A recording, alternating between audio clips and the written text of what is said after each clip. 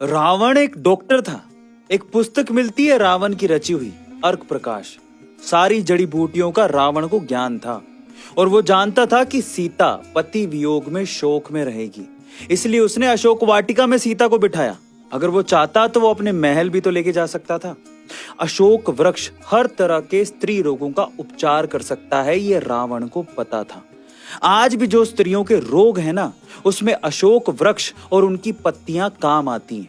अशोक के पत्तों से ही दवाइयां बनाई जाती हैं। अशोक वृक्ष की छाया में आज भी आप किसी स्त्री को बिठा दो तो उसके 50 स्त्री जनित रोग दूर हो जाते हैं। और तो और रावण के नाम से एक दवा भी आती है, प्रताप कमलेश्वर रस। ये महिलाओं की डिलीवरी में दी जाती है। ये डिलीवरी में होने वाले रोगों की दवा है। अब ये सब चीजें मैंने कौशिक जी के पॉडकास्ट में सुनी थी, जहाँ एक आयुर्वेदिक डॉक्टर आए थे जिन्होंने ये जानकारी दी थी। सोचा आपसे शेयर कर दूं, अच्छा लगा था इसीलिए।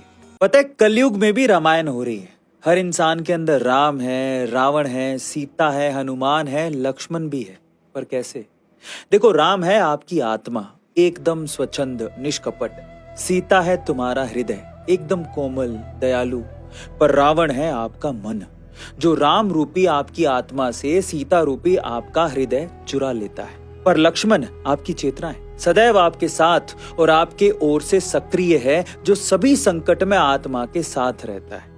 हनुमान आपका अंतर्ज्ञान और साहस है, जो आपकी राम रूपी आत्मा को पुनः सजीव करने के लिए सीता रूपी हृदय को पुनः प्राप्त करने में मदद करता है। और इस तरह से रामायण हमारे जीवन में घट रही है। आपने प्रेमी और प्रेमिका को बहुत बार ये कहते सुना होगा कि तुम्हारे सिवा मेरे दिल में कोई भी नहीं।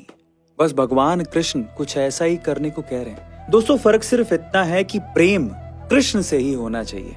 सुनिए भगवान कृष्ण अर्जुन से गीता के अध्याय 8 के श्लोक 14 में क्या कहते हैं, तो संस्कृत में सुनिए। अनन्य चेता सततम यो माम समरति नित्यशः तस्याहम सुलभः पार्थ नित्य युक्तस्य योगिनः।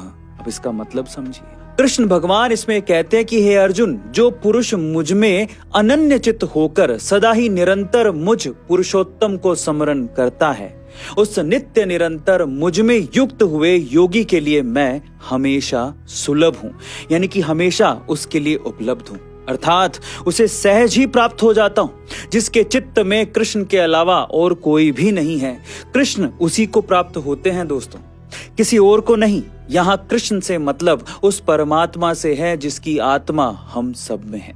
देखो, बच्चे के जन्म के बाद आप चाहे उसे कितने भी संस्कार देते रहे, वो उसे नहीं फलते। जितने बच्चा जब माँ के गर्भ में होता है, उस समय माँ का जो व्यवहार होता है, उससे बालक में जो संस्कार आते हैं, वही उसके साथ जीवन भर चलते हैं और वहीं से उसके संस्कारों की नींव पड़ती है।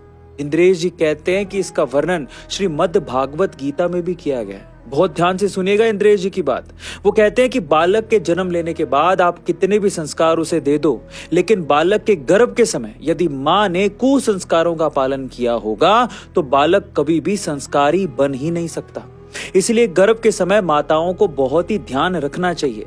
उस समय शुद्ध रहें, शुद्ध खाएं, शुद्ध बोले, भागवत में लिखे नियमों का पालन करें। उसके बाद जन्म के बाद भले ही आप बालक पे ध्यान मत दो, लेकिन 9 महीने गर्भ के समय यदि आपने ध्यान दे दिया तो बालक शुद्ध पैदा होगा। ये भागवत में लिखा है, इसका प्रमाण है।